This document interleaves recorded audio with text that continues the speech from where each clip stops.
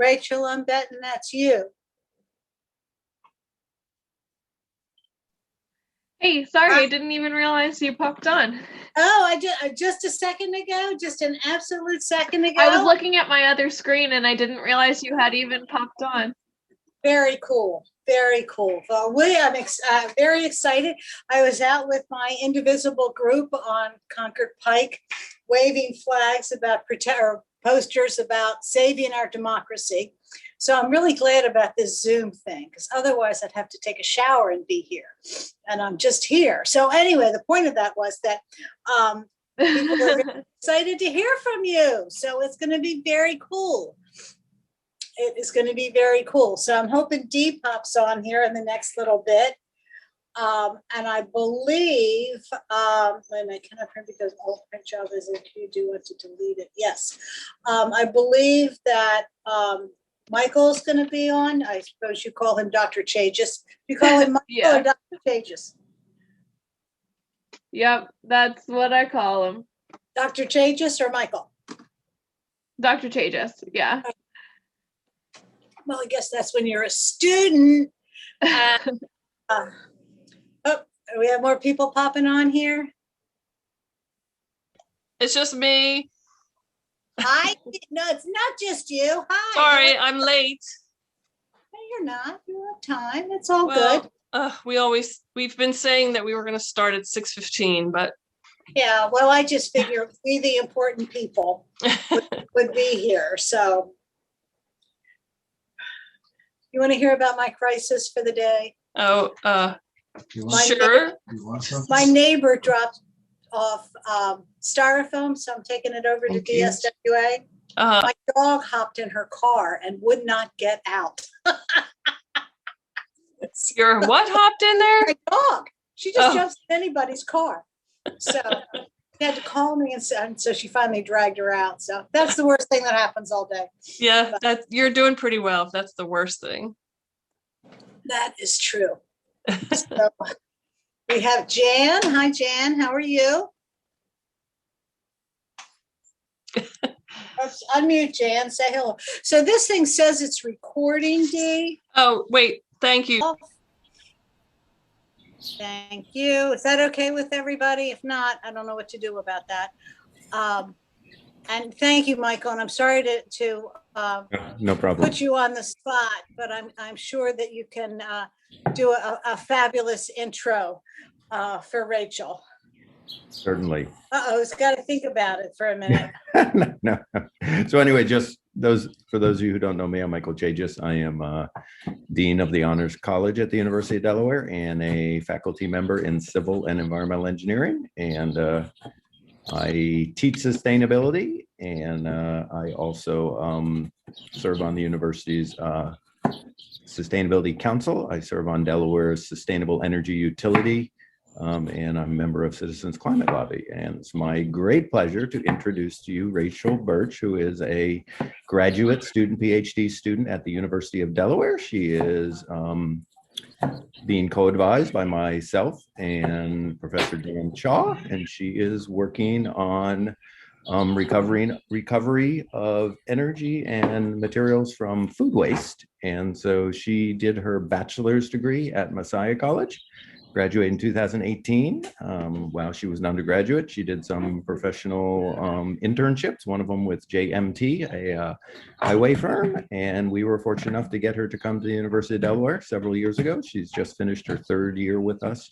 And she has actually co-taught with me a little bit. And so it's always a pleasure to have her teaching our students. She's worked in the sustainability class. And as I said, she's been working on this research for the past 3 years, and she's going to talk to you about. So I really don't want to tell you too much about it so that she can explain all about it. But it's a really exciting project about, as was mentioned, how we deal with all of that food waste that is produced and do it in a way that is environmentally friendly, and try to recover some of the energy and resources that we put into growing the food. Obviously, not wasting food in the first place is the best way to go. But if there is food waste, what do you do with it? So I will just turn it over to Rachel so she can tell you all about the research she's leading. Rachel. Thanks for the introduction, Dr. Chagas. Yes, hi everybody, I'm Rachel. I am going to apologize in advance if you hear my dogs. It's their dinner time and they're a little bit rowdy, so hopefully they'll let me go for the presentation, but I can't be sure. But I was really excited to hear how everybody has been interested in hearing about the research that I'm doing. You were mentioning a lot about composting, and while I'm not exactly doing composting, which I'll tell you in just a little bit, I'm excited for the ways that those things overlap. So well, I'll give you a quick presentation. Hopefully it won't be too long, and then we can just sort of open a discussion about all of these things, since there seems like there's a lot of interest in this group. So I'm going to attempt to share my screen here.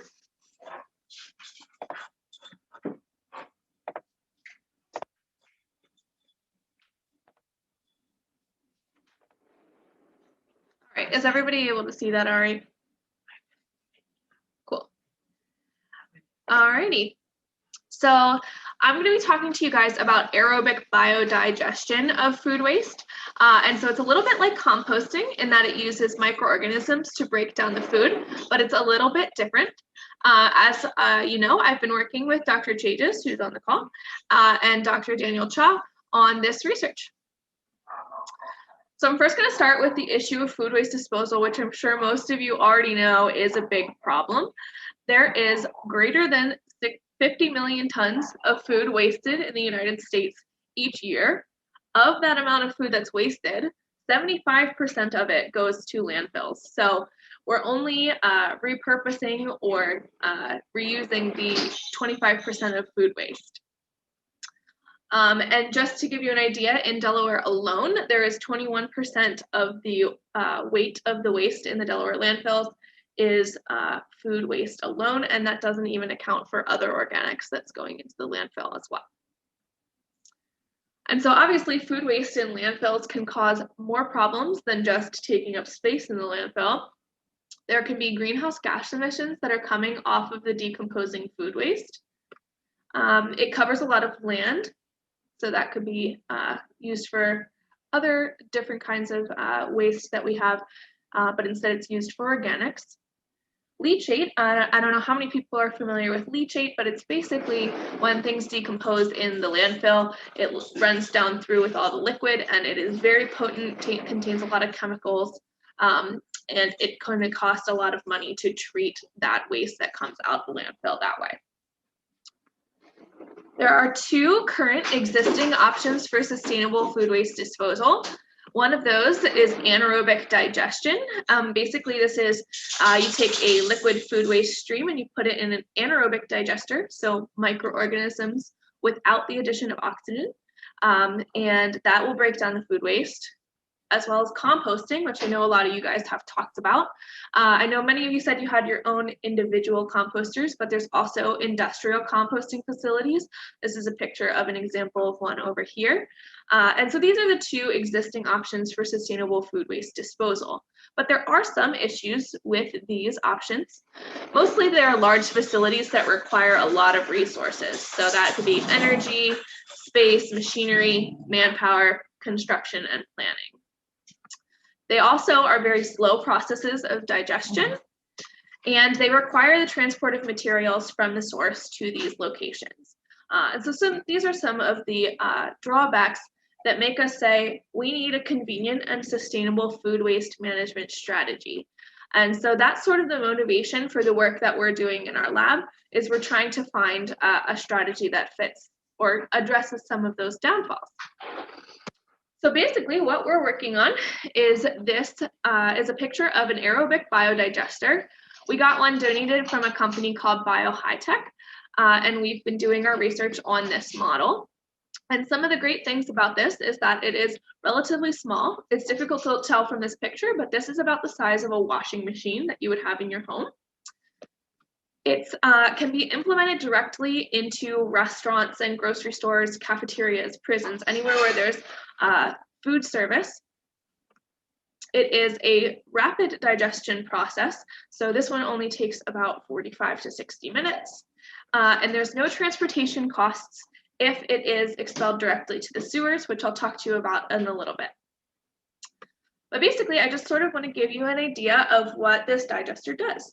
So I'm going to give you a broad overview, and then I'll get a little bit more sciencey, but hopefully not too much. And if any point you guys have any questions while I'm talking, you can stop me if things don't make sense. But basically, so this is a picture of the digester we have. It has a capacity of 500 pounds each day. It can't handle that much all at once, so you can't just dump 500 pounds right all at once.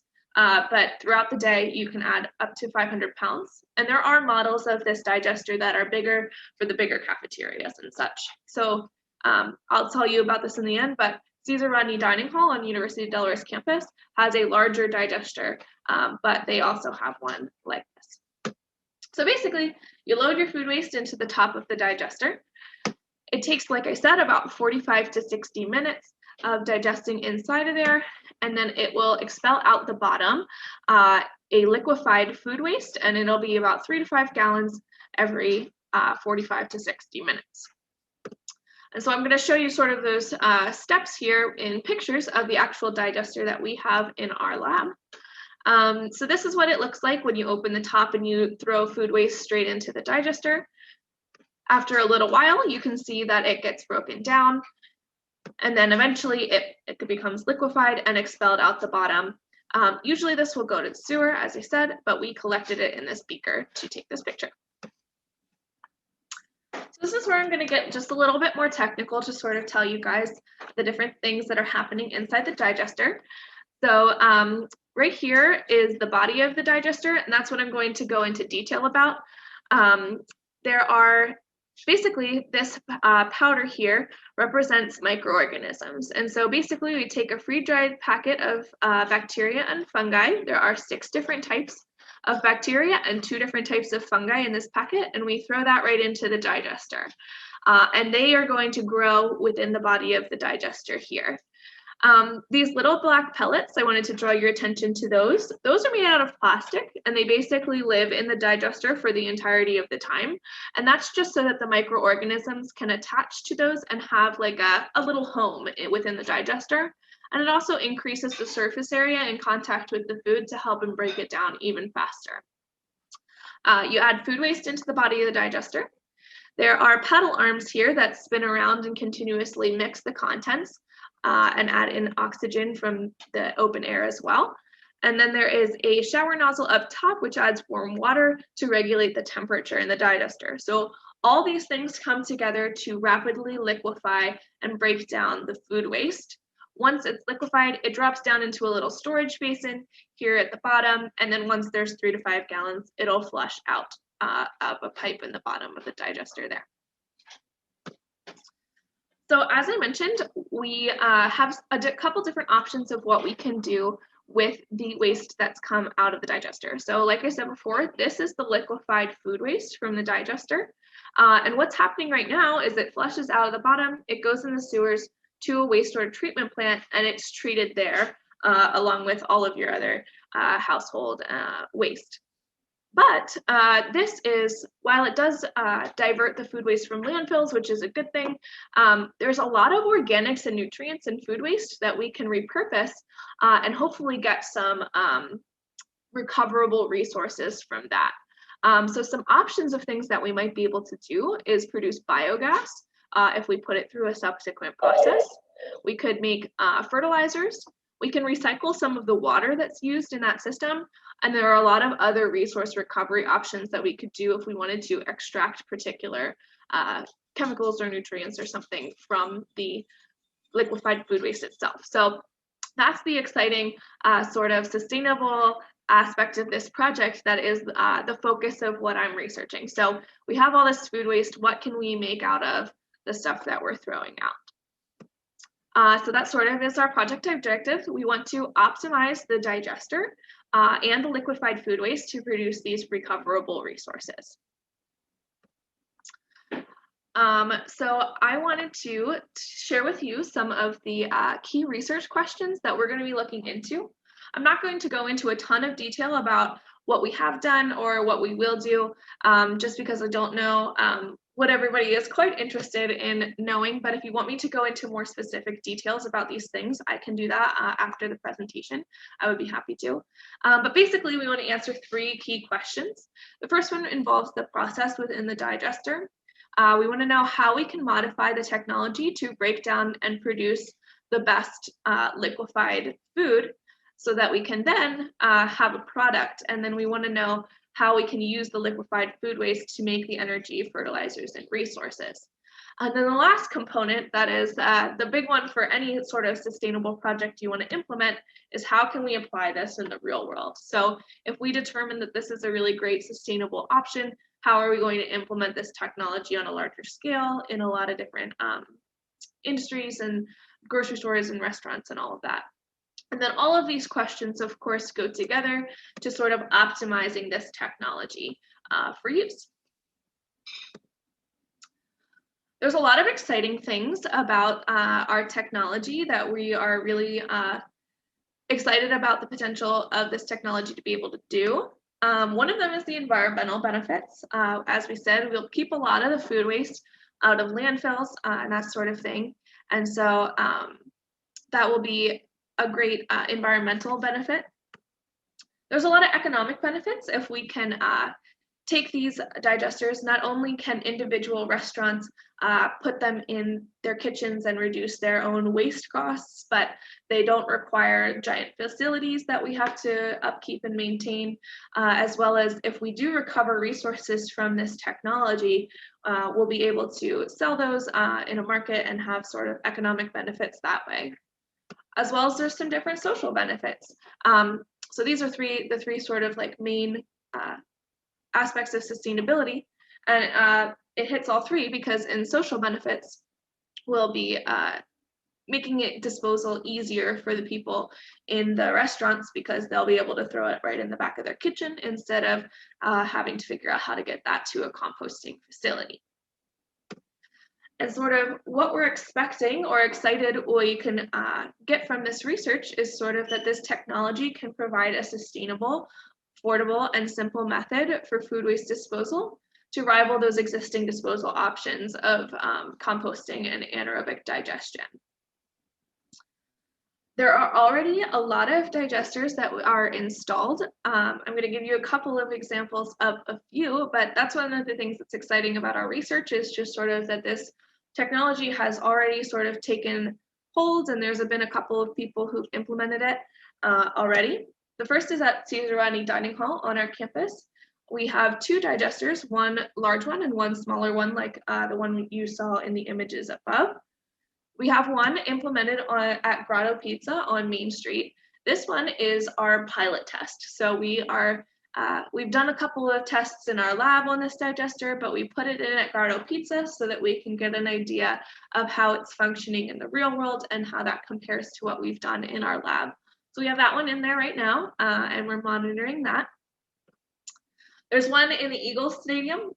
We personally have nothing to do with this, but it's just a fun fact that the company has implemented one there, as well as there's a lot on Carnival cruise ships. So it's not even just a inland thing. We've got a couple on cruise ships as well. And there's a whole nother thing about food waste on cruise ships that we could get into. And of course, I just wanted to acknowledge the funding that we're getting, and my lab mates, but the Delaware Environmental Institute, of which I'm a fellow, has provided a lot of funding for this, as well as the Delaware Solid Waste Authority. They're very interested in learning more about our digesters because if we can divert the food waste from landfills, that's something they're really interested in supporting, as well as the Center for Food Systems and Sustainability. And I just wanted to thank you guys for being here today. I know that was just a little bit of a whirlwind overview of things, and I'm more than happy to go into more detail, but I guess I just sort of want to hear from you guys what things you are most interested in hearing about, and I would be happy to answer any questions.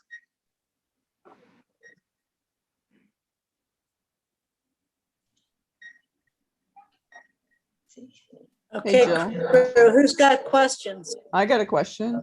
I I've got got- lots of questions, but we'll start with one. Sure. Can all food waste go in there? That's a great question. So there are certain types of food waste that you want to keep out, such as like eggshells and pineapple toppers. You can put some meat in here, but a lot of meat, we tried that once, it got pretty gross in there. So a couple things like that that are more difficult to digest should be kept out of it, but otherwise it can handle pretty much a lot of different types of food waste. There are some things like carrots, for example, will digest very slowly in this type of machine, especially compared to like melons or something like that. But it has a pretty wide range of things that it can accept. Yeah. What about like chicken bones? Bones shouldn't be put in there. Yeah, no. Okay. What was the answer to that? I didn't hear it. No, we shouldn't put bones in there. Those won't Not degrade. bones. Like fat kind, I mean, meat and like fat kind of stuff? Like So meat some- fat, chicken fat?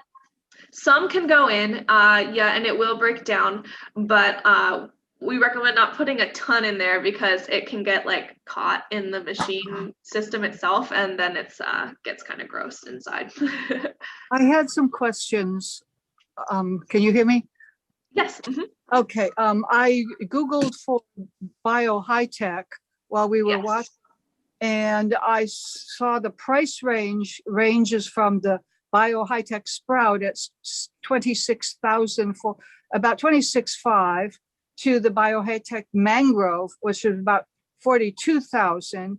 I'm fully convinced that in order to do a good cost benefit analysis, you have to know the costs. And plus, you know, one thing that wasn't covered is transporting all of this material into the digester and then, you know, taking whatever the soil, do we end up with soil out of this that goes onto the fields or the gardens? What is done with this? Can it be sold? What would you do with what you've got? Yeah, so you had a couple of questions. I'll start with the later ones. It doesn't turn it into soil like a regular composter like you would think. It liquefies that food waste. And currently, what's happening at like the Eagles Stadium, for example, is that that's being flushed down to the sewer to the wastewater treatment plants. And so the wastewater treatment plant is treating that waste.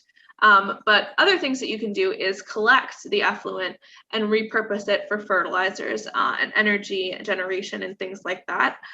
In which case, there are some logistics of transporting it or getting it to the right facility to be able to do that that we haven't looked into in a lot of detail yet. But that's sort of the two. I mean, there are many things that could happen on the resource recovery end, but those are sort of the two outcomes that can come from this. And the price? Oh, that's right. I'm sorry. Yes, commenting on the price. Yes. Can they be made in Delaware so that we can reap some of that profit? Yeah, so on the price point, this the company does two things. Like you can either buy the digester straight up or you can rent it monthly from the company. So there's those different financing options that you have for it. We haven't done a full-blown cost analysis, but basically we've done a lot of surveys with people who have these and they've found that they are saving money on like waste costs versus buying this machine. So a lot of people have found it favorable cost-wise to do this, but again, I haven't done an in-depth cost analysis on that to know for sure. Thank you. Mhm. Rachel, going along with the cost analysis, how long has it been in with Grotto, and what is your feedback? Because that would, like you kind of suggested, would be one of the truer gauges to answer that question. Yeah, good question. So the one in Grottoes is currently financed by the Delaware Solid Waste Authority. So actually Grottoes themselves is not paying for that digester. Although we have had the opportunity to sort of talk with them about like, what are you saving on disposal costs versus what more do you have to pay to add water to the digester, which is comparably pretty low. Grottoes itself, especially during this weird COVID time and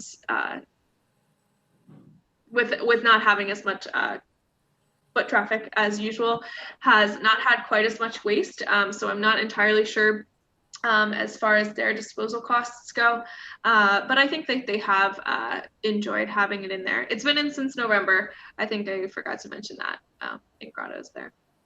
Yeah, because again, even if it's not them footing the bill, but I think in informational retrieval, I think it'd be pretty much important to treat it as though the money was being spent by them, so that they would monitor their expenses and match it up with the expenses that they're not incurring to get a true reading. And with it looked like egg yolk in that beaker. Is that what actually comes out? Yeah, so I can go back to that picture, but that is an example of one of the effluents that we had from our digester in our lab. The Grotto effluent is thinner than this. Like I said, they have less food waste than what we were loading into our lab. But this is representative of, we loaded 200 pounds of food waste, and then the first couple flushes afterwards would look about like this. And there are different settings. You can add more or less water. Ideally, we would add as little water as possible to be able to flush it out, just so that we don't have the use of too much extra water. That. Mm-hmm. And I guess last but not least, what is done with that runoff or drain, the end product? What is a restaurant or someone do with that? Yeah, so the restaurant right now, it's just hooked up to the sewer. So it's just going to a wastewater treatment plant. We don't have anything in place yet to recover that. However, in our lab, that's the experiments we're working on right now, is finding the different options to be able to repurpose it. So I won't go into too much detail unless you'd like me to, but basically I'm taking this effluent and treating it as like a pre-treated waste. So it's already broken down, it's liquefied, and then I'm putting it into an anaerobic digester as like a second step, and seeing if that increases the process efficiency of the anaerobic digestion, and then whether it has an increased biomethane production. So that would be the biogas aspect of the resource recovery from the food waste. But there are still other options we could look into, such as the fertilizers or other component extraction. And post-COVID situations, like you kind of suggested, that U of D and Grotto's and other places would have been a little light on their contribution to the units. Would these units by themselves be enough to handle a restaurant, or even like a dining hall at U of D? Yeah, so the University of Delaware has one of the big ones. I don't know if it's quite the size of the Mangrove. I can copy the BioHigh-Tech link into the chat for everybody so that you guys can look at the different sizes as well. But there are really big ones that have a bigger capacity. The one that we're working on is the smallest. So the smallest is that washing machine size.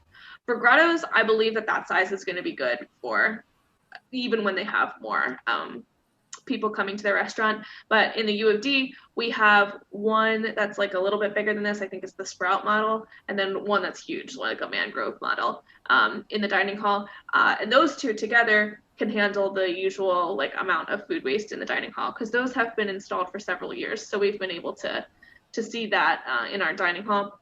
But yeah, I guess just depending on the size of the place, you'd have to install a different size digester, but it should be able to handle the capacity. Gotcha. All right, thank you for joining us tonight. Yeah, of course, happy to be here. Nancy Hannigan, did you have a question? Yes, thank you. Rachel, this one's a little bit, number one, thank you for the presentation. It was lovely. You may know that there's a project in Sussex County to make biogas from chicken waste. And in theory, we would like to support that, for the reasons that are sort of obvious about renewable energy. But But at the moment, we're worried about some of the dangerous transportation of methane and whatnot. I'm just wondering, because you're far more knowledgeable about what the breakdown products are and such. Do you have any comments about using chicken waste for biogas? Yeah. Well, I will start by saying I obviously specialize in food waste, so I haven't done a ton of research on the chicken waste. But I guess just my initial thought is that, like, yes, methane is a greenhouse gas, so that's not ideal if it's just being released straight into the atmosphere. But the idea of that is to collect that gas and then be able to burn it sort of like natural gas. And so while there might be more desirable things that you could do with that, like perhaps making fertilizer might be better than burning a biogas, it is still something that you can do to repurpose some of the energy that's in that food that would otherwise just sit in the landfill and be producing that methane. And I think it's that aspect of it is the same for the chicken waste as well. I have a related question, which is for these digesters, they're distributed throughout retail and perhaps even home situation. How do you collect the biogas from them, or how is it collected and then, of course, introduced into some sort of supply line? Yeah, that's a great question. So from these digesters themselves, that would be installed in the restaurants. That wouldn't be the step where you're collecting the biogas. That would be the step where you would collect the liquefied food waste. In that case, it would either be like some sort of collection system, or you could have a pipeline go somewhere. But the biogas step would be in a subsequent process. You'd have to do an anaerobic digestion. And there are existing anaerobic facilities that are that have the means to collect that biogas.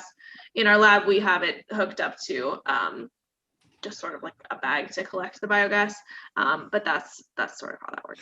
Okay, so the facilities would distribute the digesters would create this liquid. Mm-hmm. I forget what you called it. That would be collected and then brought to a more central facility that then has the anaerobic digester to create the gas that presumably then would be connected via a pipeline or some other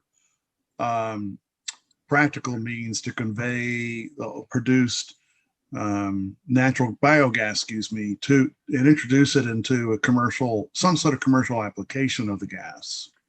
Yeah, that's what could happen if you wanted to do the like biogas pathway from that. Yeah.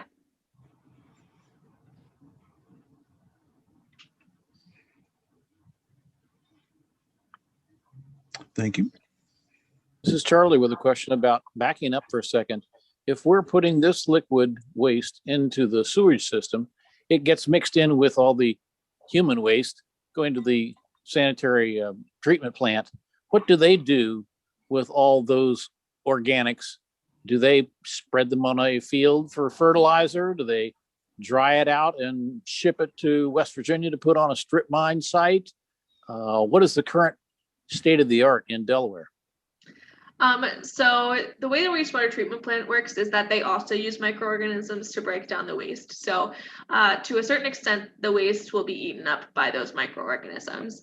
There's always going to be some biomass that is like the dead microorganisms, any like particles that were too big in the waste stream, and that will be dried out, made into cakes, and sent to the landfill. So there is still some product going to the landfill, but not as much as if you had just dumped all of your food into the landfill. Charlie, could I follow that up with a related question? Because that's been one of my thoughts as well whenever I hear about the Caesar Rodney Dining Hall composter, and it's a pilot project, I guess, and it's going to the sewer system. And it just, to me, it seems like it's a waste of all that material that could be used as soil and used to regenerate farms and whatnot. If as Rachel says, it's just ultimately going to the landfill, to me, that doesn't seem like an ideal solution. Rachel, I don't know what your thoughts are on that. Just that it ends up in the landfill anyways. Is that what you're saying? Well, it does. other composting operations don't necessarily have their products go to the landfill. I mean, right now, all of our yard waste goes down to the landfill, but it's kept separate and it's ground up into mulch or made into soil or whatever, and it's presumably reused. I mean, I'm sure there is some yard waste that ends up in the landfill, but generally when people separate their yard waste and it's picked up separately, it is properly recycled and reused. It's not going to the landfill. Yeah, so that's a good point. We don't think that it going down the sewers is the best option. We would like to see it repurposed. So right now the technology is just a diversion technology to save that space in the landfill. However, in the future, and that's sort of like what I'm passionate about for my research, is finding ways that we can use that otherwise. So yeah, we agree that the sewer system into the wastewater treatment plant isn't the most optimal way to repurpose that waste. This is Charlie. Oh, sorry. One quick another comment. I just wanted to also point out that like we are still in the process of researching it. It is possible that we'll research these things and say, well, this isn't worth it cost-wise, or this isn't going to actually do what we wanted it to do. So there's still that possibility, but we are hopeful that we'll be able to find these recovery pathways to be beneficial and sustainable. Can I just jump in for a second, Michael Jages? I think Rachel's given great answers to these things, and as I'm just listening, there's, the project originated. It's certainly not, not completed, but the project originated because Delaware will never build another large landfill. So Delaware Solid Waste Authority is very concerned that if that landfill gets filled up, we have a real issue in the state. And some of you may remember the Pigeon Point food composting facility that was shut down due to odor problems. And I think it's going to be many, many, many, many years before Delaware will ever try to have another large food composting type facility. In addition, the university has found it very difficult to compost things and find users for the compost material. It's not, quite as easy as one might think to compost and then find users. So the origins of the product was just to say, this is not, as Rachel said, our real interest, but the origins were to say, we need to keep this food waste, which they're finding is a large part of what's going into landfill currently, at a landfill. So that's sort of their step number one, is it's got to go somewhere else.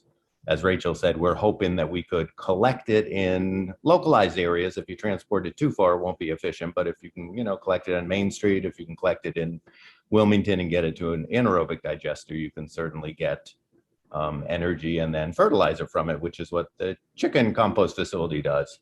And if you really can pipe it directly into a gas line, that's a fairly nice closed system. But it's sort of piecewise work. So Rachel's trying to figure out how you most efficiently get this food waste product and generate the most amount of gas from it. Air Liquide's actually very interested in the gas product because they are headquartered in the state and they specialize in purifying gases for actually medical uses. So it has a fairly high economic value if they do that. So it sort of is a very piecewise process, and we're stepping along. It's as far as BioHitech is concerned, if they can save the client money by not having them pay dumping fees and not having workers risk lugging really heavy food waste out to a trash facility, then that's sort of an advantage in itself. But I think we all recognize that there's valuable things in there that we'd like to recover. So that's what we've sort of got Rachel working on right now, how to do that. But these are all really great questions. So appreciate your comments, and I will let you continue to ask Rachel questions. I had Rachel, I have a question. This is Jill. I'm going to jump in here. I want to know what's in that magic packet that they put in with the fungi and the other stuff to make it all work. And I, as one who used to do a lot of leaf mulching, I spent a lot of my time unclogging the machinery. What happens when this machinery gets clogged up? You said if you put too much like meat stuff in it. So they're my two questions. Yeah. Well, I'll say from my personal experience, if it gets too clogged up, you could go on Dirty Jobs and be a featured episode there. No, it was it wasn't so bad. It's sort of like cleaning out grease traps. If So it's with Mike Rowe, I'm all about it. yeah. So like a lot of restaurants have grease traps that they have to get cleaned out. It would be sort of a similar process. There's a panel you take off of the side and you'd be able to clean the inside of the digester that way. That was your cleaning question. I'm sorry. Can you remind me of what your first part of that question was? What's in the packet? Oh, yes. The So magic that, packet. yeah, so in the packet is microorganisms, and they're just sort of freeze-dried in with some nutrients and stuff to keep them dormant but alive in there. The company itself makes that packet of microorganisms. It contains 6 different types of bacteria and 2 types of fungi, as I said before. And that's just sort of, they picked the ones that are used in compost piles and in anaerobic digesters, the kind that really like get in there and break down the food waste. And so it's a proprietary mixture. I have the list of what they are. It would probably sound a little bit like mumbo jumbo, but just combination of microorganisms that like go and live on in the digester there.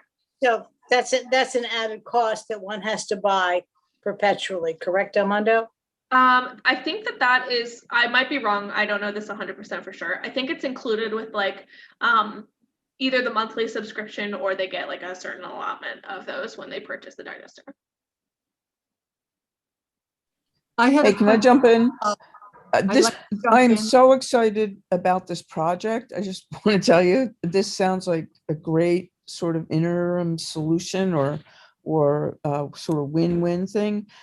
And many of the other questions I have been answered, but back to the more practical side. Since you say no meat can go in here or very little, and you said, and I assume that applies to chicken, and no bones, you need people to pick through the waste coming back from the tables. And where's that cost? Is a restaurant going to be able to absorb that cost of that person standing there and making sure? Yeah, that's an excellent question. That's definitely something that we're going to have to consider if we encourage the implementation of these digesters. As far as prep waste, it's really nice because pretty much most of what you would prep in the kitchen can go in there. But as far as pulling it off of plates, yeah, it's going to have to be, I think, just whoever's using it is going to have to either dump the plate in the trash if it's got the bones or sort through it somehow, which is maybe not ideal. But I found, especially with the one in Grottos, they sort of already do that. They just sort of have buckets at the, like right by the door, and they just sort of scrape stuff in there. And so I think it would just be a matter of like, you scrape in one bucket versus you scrape in the other bucket, and then the one bucket goes to the digester and the one doesn't. So there are some logistics there of how exactly that would work out. Whether people will follow the rules is a whole nother thing, you know. So there's a giant sign on the front of the digester that says don't put bones in here, but you know, there's a whole bunch of employees who are sticking stuff in there every day, and just I think it comes down to training and just having people who are committed to making it work. But yeah, there's going to be issues with that for sure. And my son happens to work for Facebook, and he took me to lunch in there. They have a system, I don't know, they had like 5 different things you had to separate your food waste into. So that shows you people are trainable, you know. So I don't know if you want to look into something like that, but it has to be at the other end in the cafeteria. That's where there's a lot of waste too, right? In the cafeteria. And can you put cheese or eggs in there? You can, yeah. Okay. Because Grotto's Pizza, I would think they got a lot of grains and cheese, yeah. and cheese and mixed in there. Thank you. Yeah, thank you. I had a couple questions. I was looking at the stock price of Bio High-Tech. It looks like they've been very slowly going up. I'm wondering, how you arrived among all the other digesters on the market, how you arrived at BioHitech. Did they, through goodwill, contribute the digesters to your experiments, to your research? Are there places that you can name where BioHitech digesters are being implemented, and do we know the the assets and liabilities thereof? And also, is there any consideration to exploring the possibilities of using these digesters in local schools or hospitals, aside from the University of Delaware? Yeah, so BioHitech, the company, they came to us and asked us if we would be willing to do some research on this. Well, I want to be careful when I say we're not affiliated with them. So we're not we're not getting funding from them or anything like that. So our research, we're going to report the results we get, whether it's favorable for that company or not. So we're not necessarily advocating the company itself. Excuse me, I'm just wondering did they contribute the digesters to the They project? donated the digester, yes, that we have in our lab. So they were excited to see us do some research on their technology. I'm sorry, I had a thought and it just escaped me. I'll really quickly answer your second thing about hospitals and schools and things like that. Yes, we would love to see that. There are several digesters implemented not only across the country, but in several other countries as well, in different settings such as that. So there's some in restaurants, there's some in grocery stores, there's some in hospitals, there's some in prisons, those kinds of things. So there's lots of different applications. Like I said, there's some on cruise ships. So I know the two examples I gave was that there's one in the Eagles Stadium and there's one on the Carnival cruises. So that's just some places where they have these digesters installed. Oh, and the other thing I was going to mention was why BioHitech? I think that they're one of very few people who make a technology like this. There are a couple others that are similar, but it's sort of a new up and coming idea. And they themselves didn't necessarily have the research capacity to really be able to do the nitty gritty research on this, which is why they asked us sort of to take it on as a project. Have you, the further question, I was just wondering whether you had looked in any way, shape, or form at other digesters for comparison. I suppose they, like everything else, they all have their own set of advantages and disadvantages. I don't know whether you want to go into that or not. Yeah. So there's a lot there for sure. And these are more like industrial type ones that you can be in restaurants and stuff. There's a lot of different kinds for at-home composting and things like that. Those I don't know a ton about, but I know that there are some different options that are pretty cool. As far as digesters for industrial scale, I think there's a couple that are up and coming, but still very new technology. So I don't want to speak on that because I don't know a ton, but yeah, I think there are probably a couple. Can I just jump in? Yes, please. Just to jump in and just elaborate on one point that the origins of this was actually that Aramark, who does the food service for the University of Delaware, had purchased a BioHitech digester prior to us starting the research.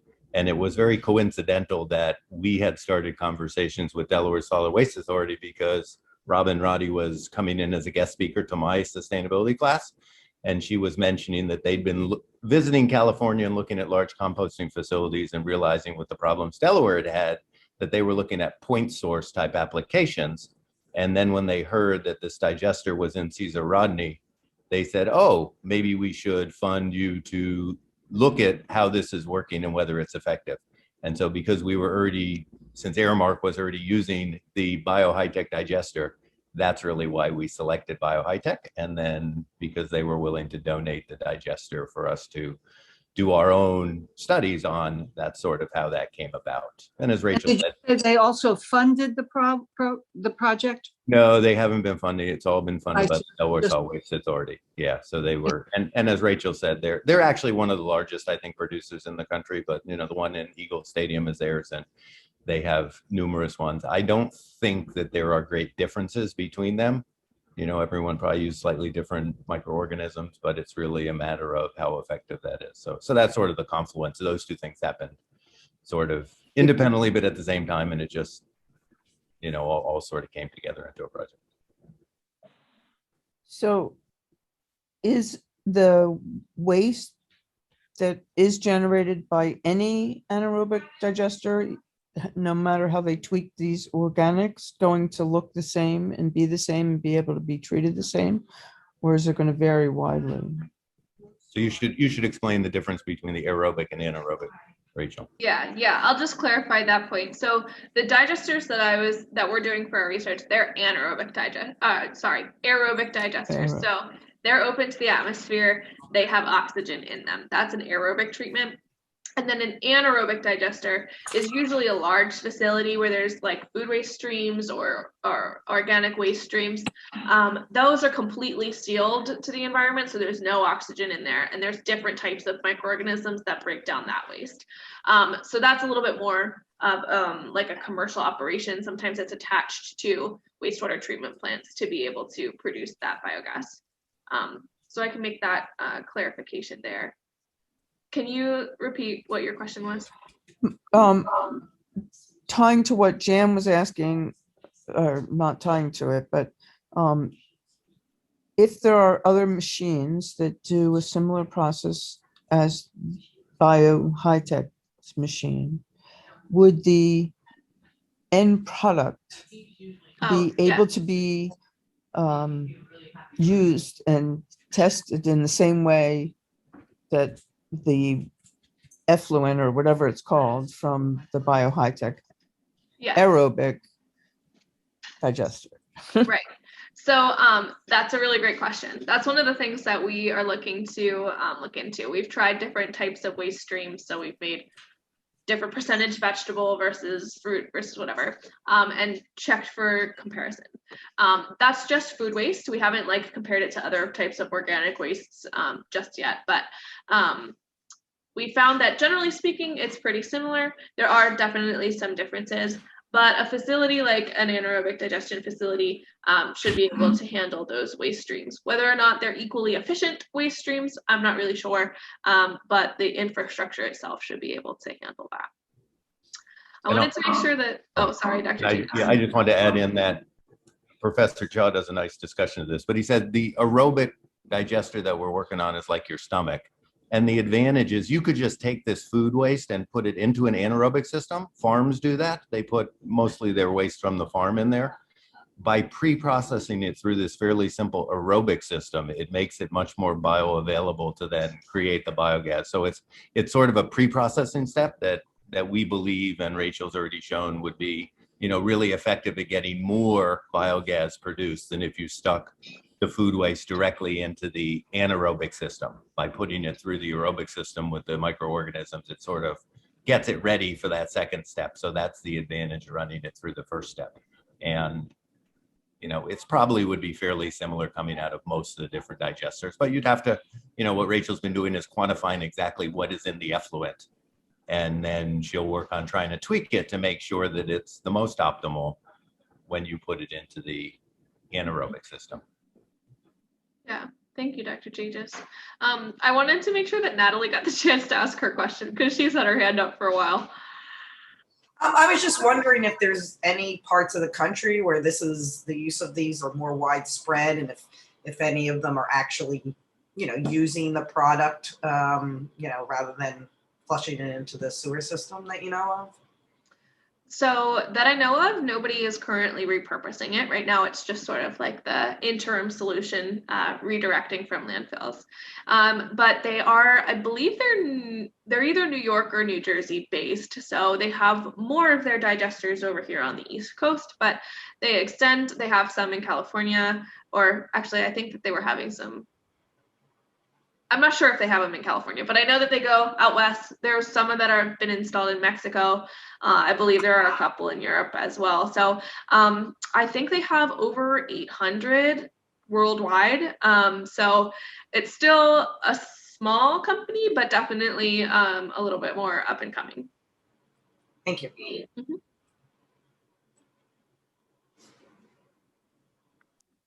This is Charlie with a question about animal eating the hydrocarbons in this food waste stream. For example, all those pizza crusts, Grotto pizza, I bet you chickens would love to eat them if it were made available to them. Is that considered part of what you're looking at as amongst strategies for reducing waste going to the landfills? It's not something that I'm particularly looking at. So yeah, my research is specifically if it's going to go to the landfill, let's redirect it this way. But there are a lot of great options, like you said, feeding animals, feeding humans. Like if we can reduce that amount of waste, that would be ideal. But this is the stuff that's like, as we saw with the statistics, there's still 75% of wasted food isn't really like put to good use. So only 25% of it is. So there's always going to be that waste, and we're just trying to take that portion of the waste and make something of that yet. But yes, ideally we would give it to animals, give it to people. And how about fish? I remember I once worked on a Carnival cruise type vessel, and part of my job was to take food waste and throw it over the back end of the boat. And there were all sorts of sharks who were looking forward to my meal that I would feed them every night. It was a feeding frenzy. Fish and fish farms might be able to utilize wasted food as well. Is anybody researching or looking at that? I personally am not, but I'm sure there are many people who are looking into those sorts of things. But yeah, that's all good, interesting things to do with the food waste for sure. Don't do the same thing with your food waste, Charlie, in Rehoboth, though. You Don't don't feed wanna- the sharks, you don't want to throw it out in the back porch and then have the animals come and eat it. It's probably not a good practice. When Beth and I were up in Maine, I guess, Maine, was it Maine? The person who took us on a moose safari told us that the Dunkin' Donuts that don't get eaten are sold to pig farms, and they fatten up the pigs with them. So that's a good application. But as Beth is sitting here saying, it's not a good large scale solution to problems. It could be a good localized solution for certain applications, like you pointed out. Well, I those wanted to pigs are that getting too much sugar. I wanted to add, I lived in Hungary for a year in 1975 to 6, and the apartment I lived in, there was everybody took their bread ends. There was no preservatives in the bread, so if it didn't get eaten right away, it got hard, and they put it in the broom closet. Everybody from all the apartments had no idea what was going on until the babushka lady would bundle all these bread ends in a big sack over her shoulder. And I finally found out that she was taking them to the train. And the reason she was taking them to the train is they put them on the train to go to the villages to feed the pigs. Mm. So it's very efficient. Well, we have lots of chickens in this state of Delaware who might be able to put that food waste to good use. Perhaps that's grist, if you will, for another study. Here's a second. Okay. Go ahead. Well, I didn't know whether there were any other questions. Finish up what you were saying, Charlie. I was going to segue into my advertisement for next month's Upstate Green Drinks, but go ahead. Sure. Well, the question is about the machine, and does it have some means of breaking down the hardness of the carrots or the banana peels, sort of like I have with my blender. I throw in all sorts of stuff into the blender, press the blend button, and boy, does it make it into a nice smooth smoothie. Is there any part of your machine which assists in the digesting by chopping it up somehow or other? There's actually an attachment that you can put on it that will chop things before it puts it in. Ours does not have that. We didn't get the attachment for it. I think it only is available for some of the bigger models, but there is actually just like a little box that it's built in, but like the box is built on top, chews it up first before it puts it down inside. So good plan. Yeah, Nancy. Nancy, we have your hand up, Nancy Waller. Yeah, I was wondering, Rachel, you said that composting's not your area, and I'm just wondering what, like within your community, is this what you're talking about much more efficient than composting? Was this your just intellectual interest, or just what your feeling or the feeling is towards composting? Well, especially like individual composting, like this is a little bit more for like restaurants and those kinds of things. So I think that individual composting, that's great. I liked what you guys were saying about having composting collection and those kinds of things. I think that's really great. I think as far as like restaurants and things, this is an up and coming solution that might be a little bit more attractive to them, just because it's right in their kitchens and they can just throw the food in there and be gone with it. And potentially even in the future, if we're having people collect it or whatever, they might be able to get a little money out of it. So I think that it's an exciting idea. There's definitely a lot of kinks that I'd have to be worked out for that to function properly, but I'm excited about what the potential of it could be for sure. Yeah, good. That's very cutting edge.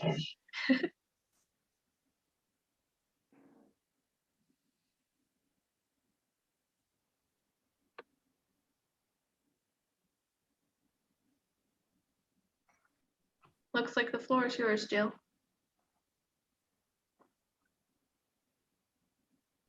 It looks like Cheryl might have her hand up.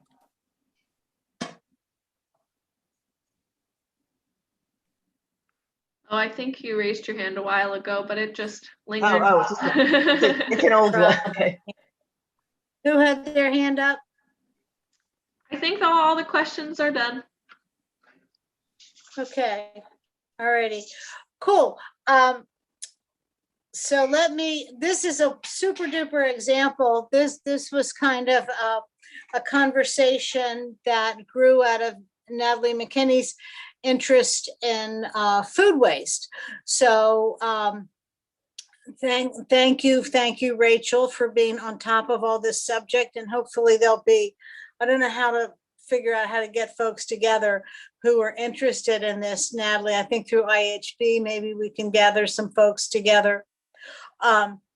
So on that theme, Mark Weiss and his wife, Nancy Sedgwick Weiss, were on our last conversation, and people seem to be very interested in having them be speakers.